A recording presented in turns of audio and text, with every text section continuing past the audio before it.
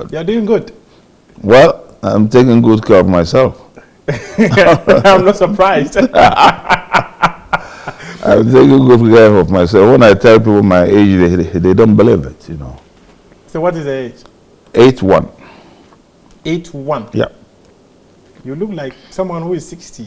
I passed 60 long ago. So I've taken 21 out of your age. Exactly. Wow. And you look really, really good. You look really good. We have also in the family this genes of longevity, you know. Okay. Yeah, because my dad died just about 3 years ago at the age of 104 years, 8 months. My grandfather was equally old, over 98, if not 100. And then it's only my great-grandfather whose life was terminated through poisoning. But his father, NYAHO-TAMAKLOE the first, lived for 118 years. Wow. Oh, yes. Oh, I yes. see. And, See. My grandfather lived to 122. there you are.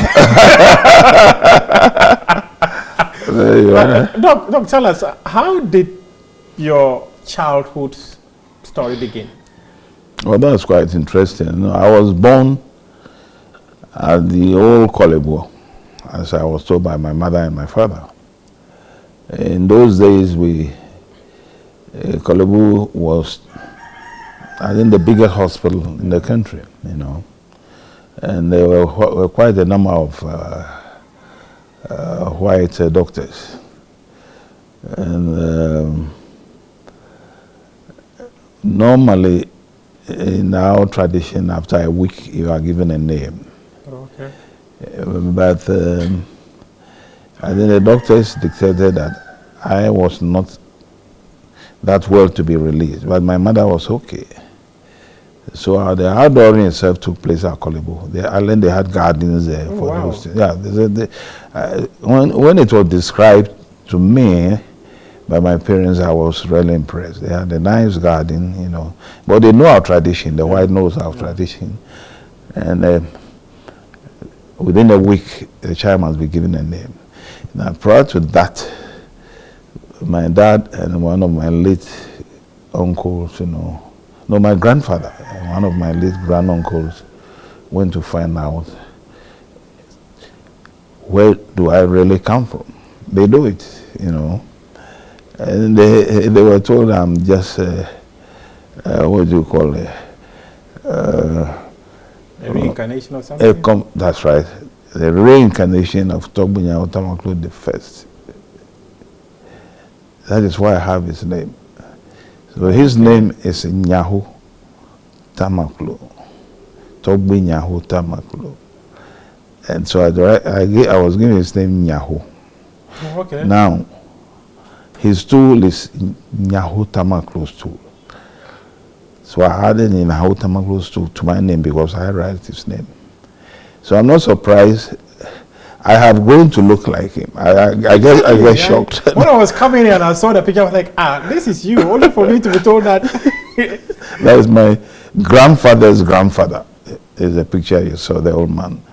It's right here. I mean, you can show it. Wow. Yeah, and it's amazing. You are not the only one. Almost every journalist who comes here comments on that. In fact, when I was going to do the introduction, I almost said a traditional ruler. NYAHO-TAMAKLOE the first. That belongs to me. Yeah, the first. He was a traditional ruler, okay. And he was involved in a lot of businesses. Okay. He had business and properties all along the eastern coast line, all the way to Benin. Oh, wow. Oh yeah, he even he had properties in Nigeria. But there's a street in Lagos called TAMAKLOE Street. Oh, really? Oh yes. And he had a mine in Chile. So you can imagine. Oh, wow. Yeah. Wow, he's a great man. Yeah. No wonder you are equally a great man. Oh, I don't come into a fraction of what they did. And he was a warrior. Oh, okay. Oh, that picture, the young picture you see, that is him, a warrior. If your camera can catch it, Yeah. he was a warrior. And I have always been struggling to get some of his ancient items, like artifacts and other things. And when I got that picture, I was very much satisfied. Because he was in his full regalia. Yes. And imagine where I got the picture from. It wasn't from Ghana. Nowhere in our archives could I found it. This picture came from Dresden in Germany. German archives. They had the picture of this man.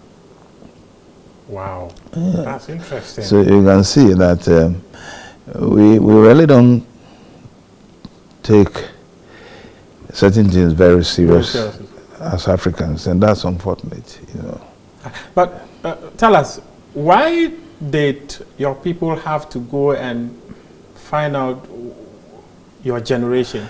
Oh, it's done in a lot of families. Oh, okay. It's done by a lot. They want to find out your background, where you really come from. Oh, but that's the belief. And exactly what they said is what has happened today. Wow. Oh, yes. Wow. What about your childhood education? How was it like? Education. Myself? Yes. Oh, in fact, I was born and bred in Accra. I was born in Accra, bred in Accra, schooled in Accra. I started school at the I started school at the Presbyterian Primary School at Adabraka. It's still there now, on the Kwame Nkrumah Avenue. In those days, it used to be called High Street. High Street. No, not High Street. It used to be called Station Road. Oh, okay. We had two streets running through Adabraka, Station Road and Boundary Road. Boundary Road is now what you call Kojo Thompson Road. Oh, okay. Now Station Road has become Kwame Nkrumah Avenue. Oh, wow. Yeah. It was there that we as kids, at about the age of 7 or so, I remember vividly, when Nkrumah, I think, was released from prison or whatever it was, I don't know then. In those days, you know, he was so, you know, popular, and they brought him from the prison, they brought him straight to the house of one of his close allies, K. Bedema.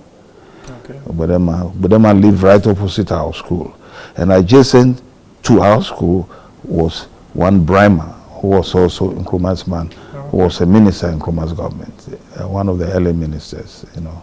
So that's where I had my basic training. Then from there I moved to also Presbyterian Middle Boys Boarding School. Okay. Yeah, I was there. Then from there, secondary school, I went to Zion College in Keta. And then so I finally went to your place. Yeah, I went to my place, but unfortunately, they were so strict that in those days you are not even allowed rather to speak the local language in the school. I don't know why. Wow. It was not only that school, there are a lot of schools. Well, I don't know, maybe they wanted to make sure you grasp the English language very well. And then after that, I had my university education at Charles University in Prague, present Czech Republic. Yeah, came back after graduation and having done my housewife and everything. And I wanted to join the army. And so the initial thing you wanted to do was to join the army? I was joining the army after finishing medicine. Oh, okay. So you finished medicine in Czech Republic? Okay. After I finished medicine, I decided, look, I think one of the reasons was that my late uncle, Dr. Kwame NYAHO-TAMAKLOE, who established NYAHO Clinic. Clinic? Oh yes, that was his work. Now, when I was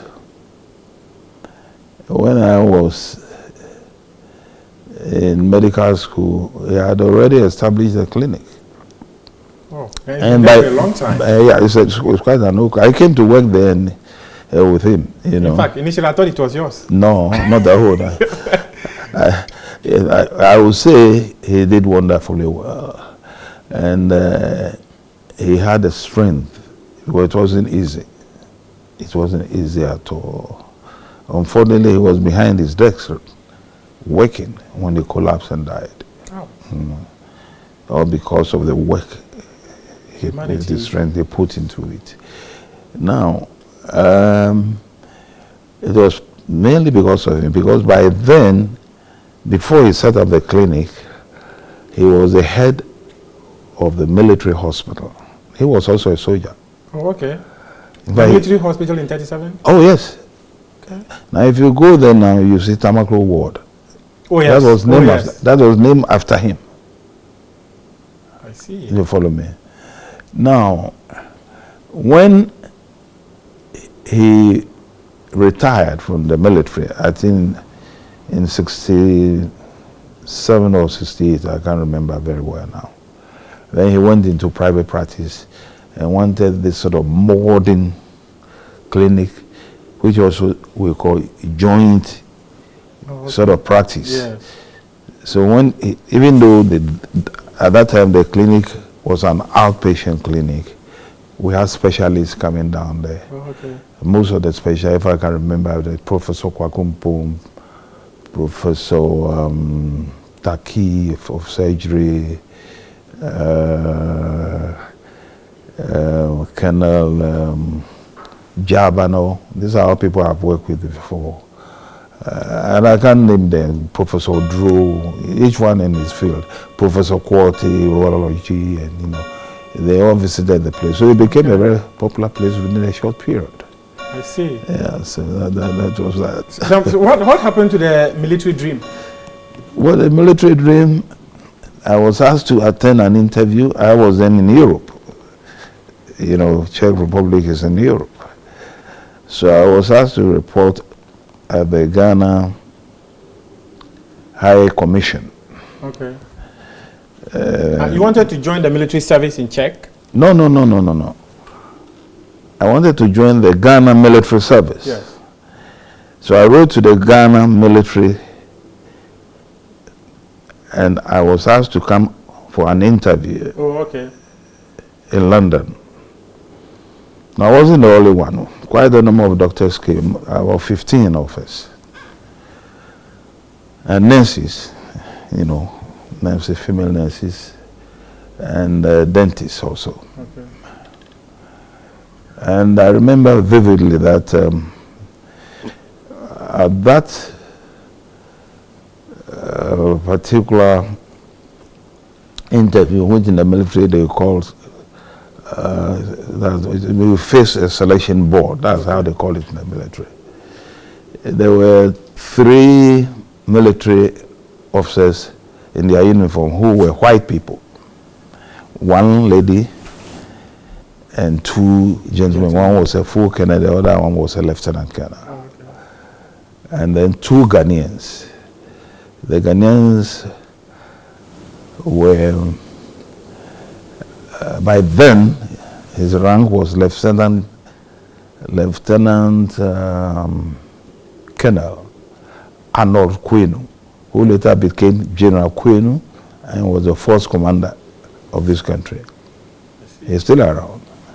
And I haven't seen him for a while. I have to look up for him. After this, you have to call him. Exactly. And the other person was a major called Major Francis Ajemfra, who passed on recently. Oh, okay. Yeah, of some point. And these were wonderful.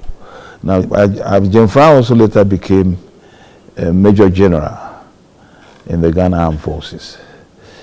So it was at that particular interview, after they have talked to me, they asked me to wait. And I did. They didn't tell me anything, so I was waiting. You have to respect others right from the word go. Yes. And then I noticed that another doctor has joined me.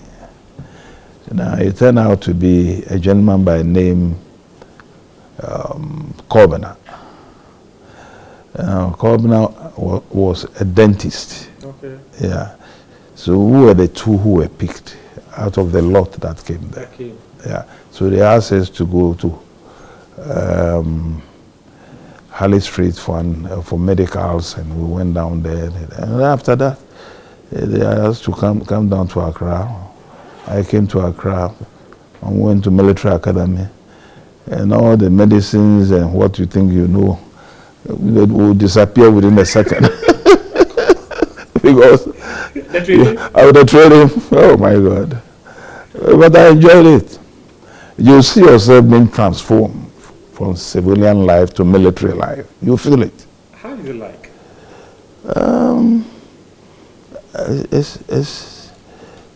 I now understand why they always want younger people. You follow me? Yeah, because it's quite stressful and strenuous. Very rigorous. Very rigorous. And, you know, all sort of things that you do, you know, going through swamps and whatnot, you know, climbing off ropes to heights that you can never think of, jumping walls and all sort of thing, being left in the bush.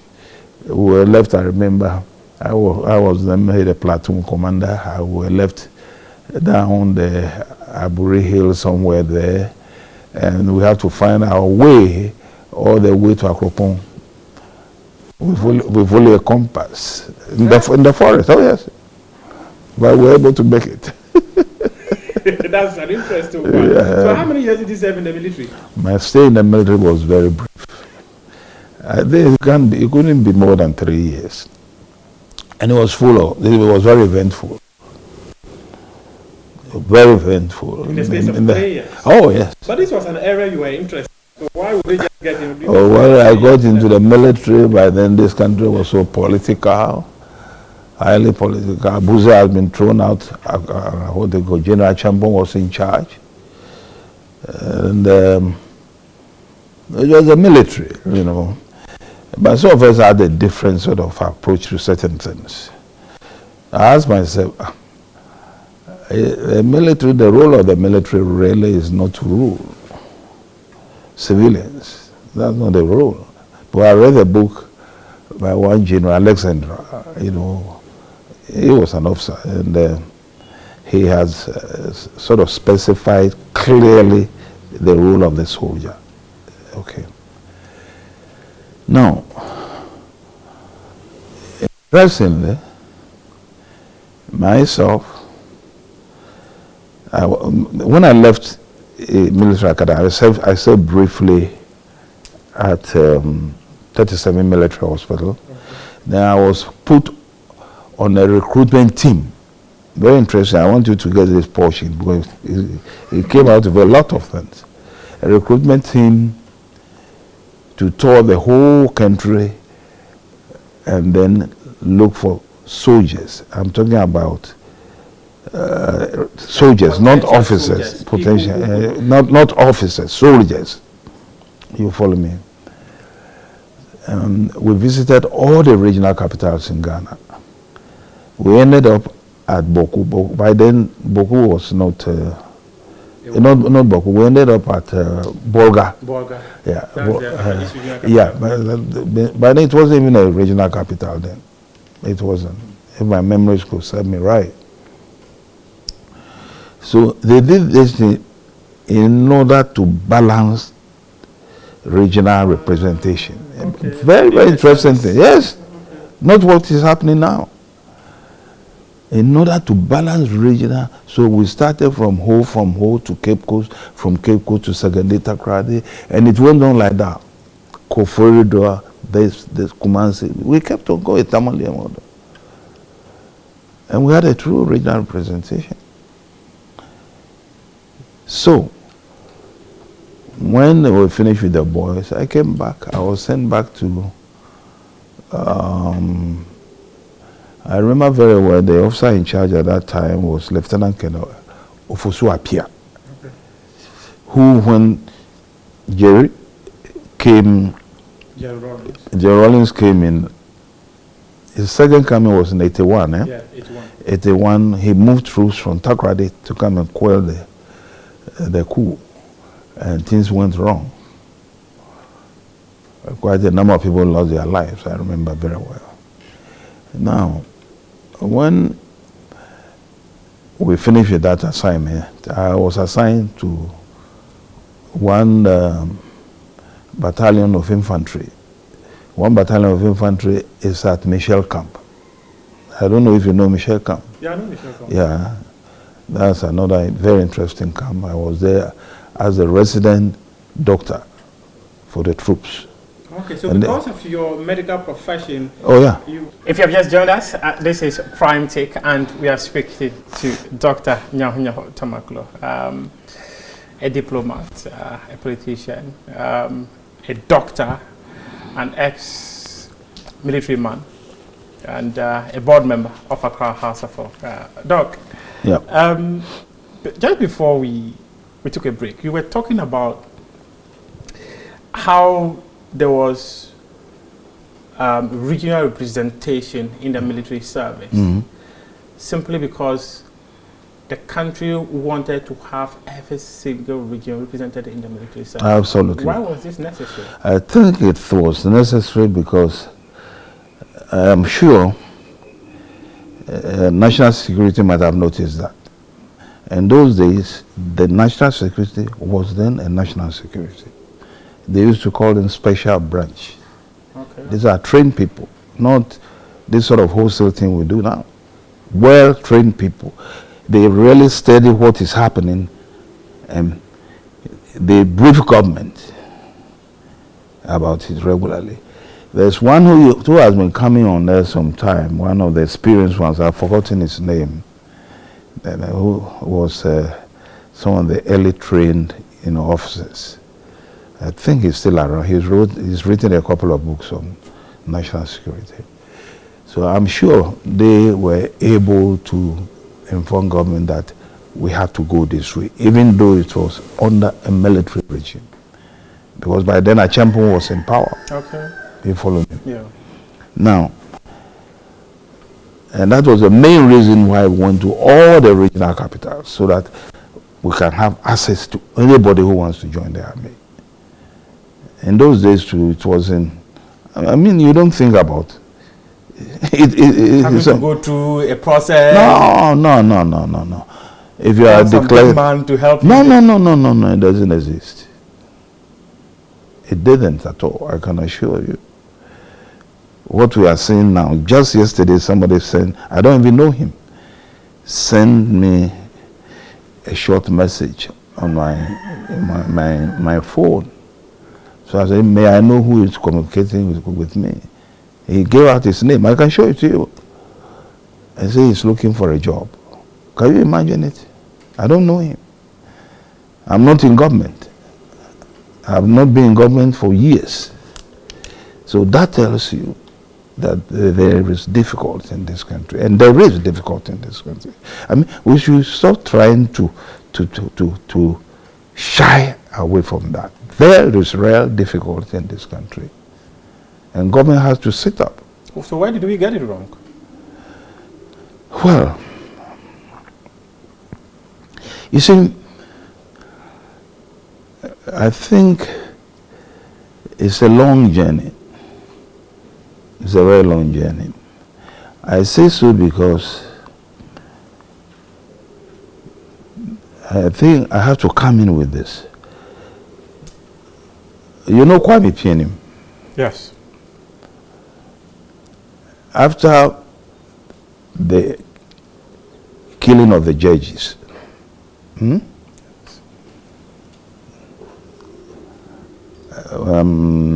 the era of the AFRC, Armed Forces Revolutionary Council, as they called themselves in those days. And mind you, on the council, that's why I say I'll tell you something. On the council were 5 soldiers that I examined them to be fit medically into the armed forces. And that was in 1974. I don't know whether you are following. I get it. How do I get to know? I have just been released from prison because I wanted to overthrow Achampon, myself, and 4 other officers. So we were just thrown into Osha Fort. We were there for years. Until Achampon was removed, we had our freedom, and I just came out. I came out some couple of months, then 15th May, Jerry John Rawlings. That was abortive. He was arrested. Now after that, I think a month later came March and 4 in his group. A very good officer, that young boy. Very, very young boy. And March and 4 in the group.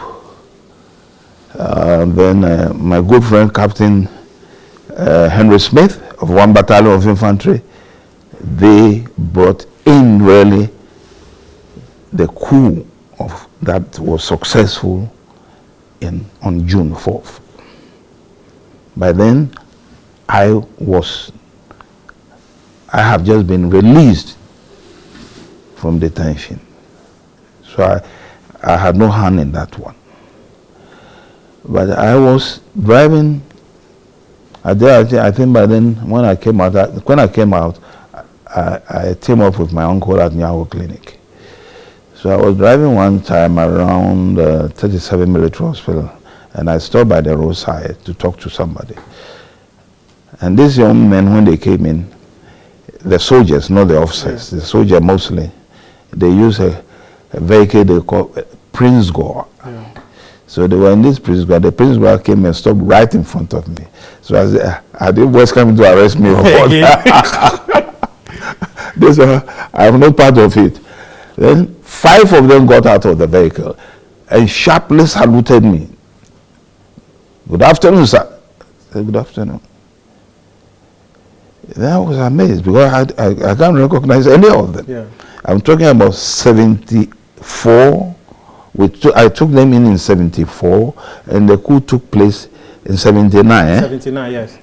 So it was 79, the second one was 81. Yeah. It was then that they disclosed to me that they passed through my hands when I was doing the recruitment. Oh, okay. I was amazed. So how come you wanted to overthrow a champion? Well, as General Lensender said, the role of the military is not to rule the civilian. But African leaders have turned it the other way around. All coups in Africa are brought by the leaders themselves, are brought in by the leaders themselves. And when they go wrong, and they are being advised by national security, they don't listen. I'm telling you. If the role of the military is not to rule. Not to rule. That is what it is. That is what that's the traditional role of the military. But we have instances where the military has seized power in other countries. You know, Argentina and all these places. But even in Ghana, when in Ghana several times, yeah. Power, oh, several times. And I'll tell you one interesting thing. Well, we have to be careful because this is really something that happened. By then, I have not even joined the army.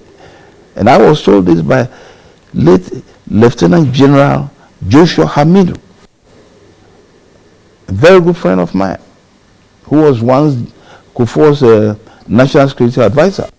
So I'm saying this because I hope people will learn from it. Now, Joshua was having a chat with me. And then the question of how a champion came to power came up. This same question you're asking me. Yes. I asked him that question. And then he said, NYAHO, this is an interesting question. I said, well, why, sir? He said, when a champion came to power, he was then the head of military intelligence. He was then the colonel. He has gone to play tennis. When he had a call, that they are radio message, in those days there was no cell phone, so radio, that he should see the president-elect immediately. Listen to me carefully. Now the president-elect then was Professor Buzia. He was staying at that part of Accra, I've forgotten the name. So he drove there immediately. When he went in, the prof had a visitor, so he just waited. The colonel and the prime minister and the executive prime minister, you know the difference. The prime minister elect. Yes. Then later, who comes out of the prime minister's house? Lieutenant General Afrifa. Listen to me carefully. Now, he called in, and Afrifa, of course, Hamidu immediately paid respect to Afrifa. Afrifa was a general, yes, and he was a colonel. So he stood up and greeted him. Then he was ushered in to see the Prime Minister-elect. The Prime Minister-elect said, "Oh, what I wanted to discuss with you, I've got some of the facts from General Afrifa. He said, I want to make General let know." He was then a lieutenant colonel. Yeah, a lieutenant colonel who had been given the command of 5 battalions of infantry, the most notorious battalion in this country. I have served there before. So I want to give him another command in addition to that. Listen to me carefully. And the command the Prime Minister-elect wanted to add to a champion's already important position was 1 brigade commander. When you are advised wrongly, this is what happens. The man is already holding a battalion that can easily create confusion. You are going to add 1 brigade to it. 1 brigade means all the battalions in the southern sector. He's not going to be in charge. Oh, yes. And you know, we have lost some of the best officers. General Joshua made to advise him that he is from military intelligence. So anything on any officer is aware. I think you follow me. Yes. He told Professor Buzia that for A, B, C, D reasons, a champion cannot have that command. He told the professor, Dr. Buzia, he was a professor, he told him openly, professionally, if I put it, yes, for A, B, C, D reasons, he can't be given a command, such a command, because that's a high command. The prof said, he said him, apparently, when General Afrifa came there, it was the same topic that was discussed. And the general gave the green light. The green light to the Prime Minister-elect. And a champion was made brigade commander. First as acting brigade commander. 1 battalion commander and 1 brigade commander. These are things that people must know. It didn't take 3 years and he overthrew Buzia. Now think about it. I get it. It means that he was handed the power to take certain decisions. He was handed the power, but to the wrong person. There were better officers there. I want you to understand me well. There were better, who were professional officers, who would not remove, what do you call it, a democratically elected government. By bypass them. Maybe for one simple reason that they come from the same area. You see, these are some of the things. That's why I say, so even at that, it happens. Even at that time, we have to go nationwide to look for soldiers. You follow me? But if you also overthrew a champion, why not going to rule the people, or you're going to overthrow him and give it back to democratic leadership? But that is a problem. Look at the number of coup d'etats we've gone through. Right down from the time of General Kotoka. Yes. Kotoka Ankara Afrifa. Yes, Ankara Afrifa. Then a champion. Then a champion came in. J. Rawlings came in. When Rawlings was, in fact, before Rawlings came, there have been series Our group was there too, myself and George Menyela. We wanted to remove Kutu Acheampong. So you ask yourself, why so? And the reason is quite simple. Politicians fail to do the right thing. But do soldiers do the right thing? Do military people Oh, do the right soldiers, thing? why Acheampong was removed, listen to me carefully, was he got soldiers more involved in civilian life. And soldiers don't want to be involved in civilian life? No. You'll be surprised, no. A good, well-trained officer would not like to be involved in civilian life. Acheampong appointed some of them managing directors, this. No. No. A good soldier, and we can cite some of them. They're some of the good soldiers. See. You follow me? So, what one should do always is to keep your eyes open. And also make sure you listen to the advice coming from national security. Not what we have now. So what you have now is not fit for purpose? Oh, look. What I will say, we might have gone through rough times if we have been years back with the military. Let's be frank about certain things. So Ghana would have been better with military governance? No, that's not what I'm saying. Okay.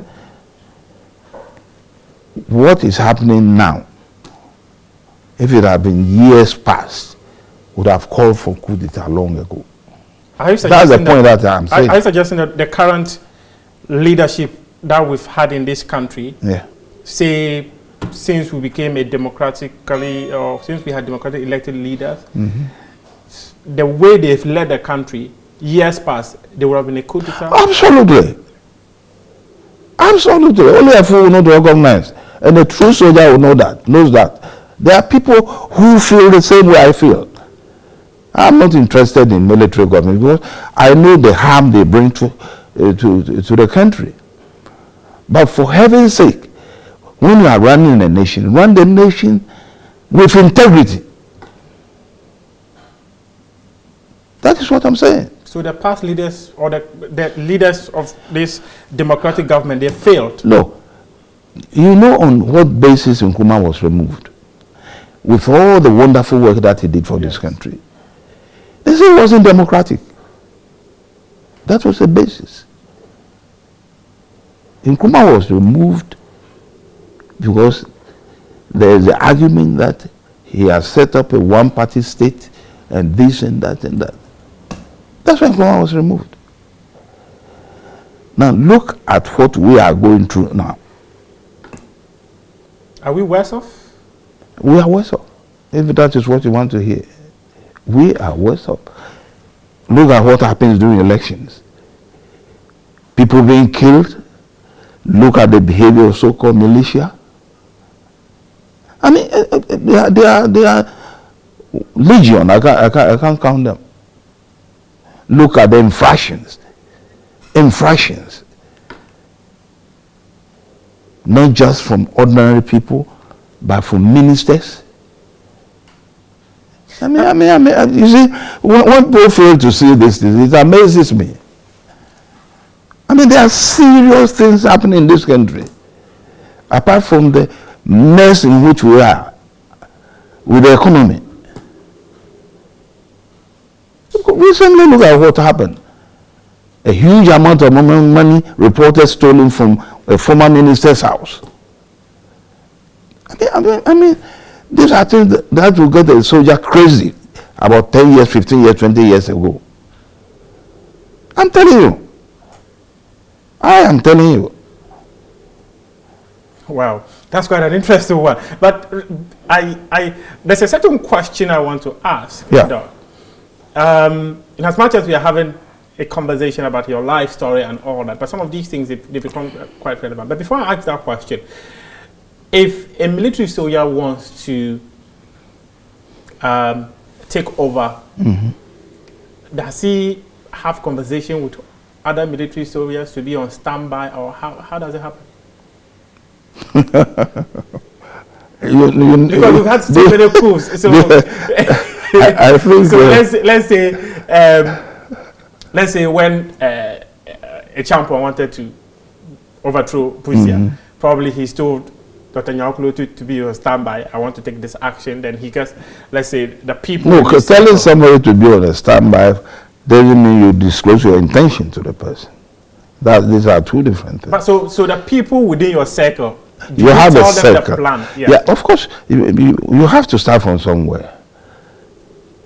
And there must be a nucleus. Oh, okay. Maybe 1, 2, 3 people. You follow me? If they agree on an issue, then the conspiracy starts building. So if it you is, follow me? If it is with and then a lot depends on the leader and the command he's holding. Oh, okay. That's very important. Okay. You follow me? Yes. The leader. That's why I said Hamidu advised the Prime Minister that Acheampong wasn't a material for that hand yet. You follow me? But the likes of Hamidu too was there when a champion did that, and why did they not disagree with him but still allowed him to proceed? And no. I'm speaking as a civilian. I don't understand these things. Look, a coup has been done by 5 battalions of infantry, led by Acheampong. Yes. And you were also brigadier. Interesting thing about that coup was that Acheampong was the head of the battalion and at the same time head of 1 brigade. Yes. That's a strong position. Now, 1 battalion of infantry in Tema, Michel Camp, yes, is headed by a lieutenant colonel. The second in command was a major. He recently passed on. So it means that you must have all these people in your circle. I'm telling you, you were asking how Acheampong formed the group. He didn't talk to the commander. Do you understand me? Yes. He spoke with the second in command.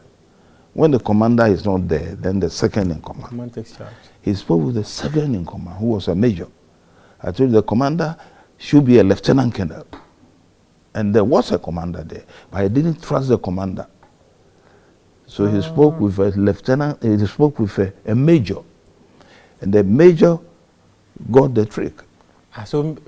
And not just, listen to me, it's not just Michel Camp. All the other battalions that he attached. 2nd Battalion at Aprendu, Takoradi, he spoke with the second in command. I don't want to mention the others. Oh yes, I get it. Yeah? Signals, he spoke with the next in command. And other places. So that is a nucleus. So when he moved, so his coup was a bloodless coup. He just came, announced that the government is overthrown for A, B, C, D reasons, and that was that. And he stayed almost for 8 years. In power. That's quite an interesting one. But talk to me briefly on this one. You were talking about how the governance of the country today, if that happened many years ago, probably there would have been once you are getting angry and saying, no, we cannot continue to allow this, excuse my language, nonsense to happen. Prior to the elections of 2016, you had a warning for Ghanaians. Would you say you have vindicated that you warned Ghanaians not to give this government power, but Ghanaians went ahead and voted for them? Are you vindicated that what you just said, like you cited the example of a former minister allegedly having money in her house, kind of suggests that there's mismanagement of the country and that we gave power to the wrong people?